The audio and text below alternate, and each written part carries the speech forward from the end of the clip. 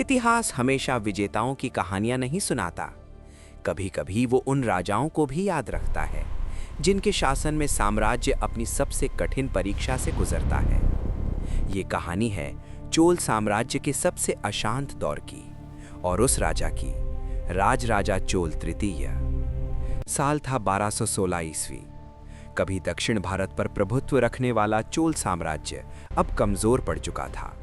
सीमाएं असुरक्षित थीं, सामंत विद्रोह कर रहे थे और पुराने दुश्मन फिर से शक्ति जुटा रहे थे। इसी संकट के समय सिंहासन पर बैठे राजराजा चोल तृतीय। लेकिन ये एक गौरवशाली शुरुआत नहीं थी, ये एक संघर्ष की शुरुआत थी।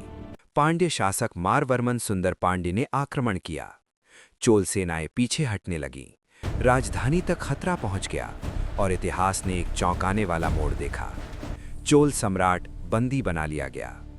एक समय का महान साम्राज्य अब अपने ही राजा को बचाने में असमर्थ था। लेकिन कहानी यहीं समाप्त नहीं हुई। होयसला साम्राज्य के शक्तिशाली शासक नरसिंह द्वितीय ने हस्तक्षेप किया। युद्ध हुआ और अंततः राजराजा चोल तृतीय को मुक्त कराया गया। सिंहासन वापस मिला, लेकिन सत्ता पहले जैसी नहीं रही।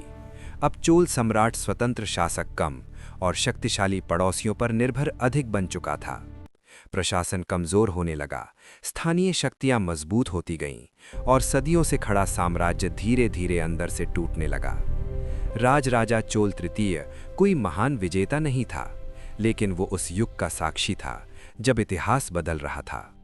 उसके शासन ने एक सच्चाई साबित की, साम्राज्य तलवार से नहीं, स्थिर शक्ति से जीवित रहते हैं। और जब वो शक्ति डगमगाती है तो सबसे महान वंश भी समय के आगे झुक जाते हैं। राजराजा चोल तृतीय, एक ऐसा राजा जिसके शासन ने चोल साम्राज्य के अंत की आहट दुनिया को पहली बार सुनाई। क्योंकि इतिहास में कुछ नाम विजय से अमर होते हैं और कुछ चेतावनी बनकर।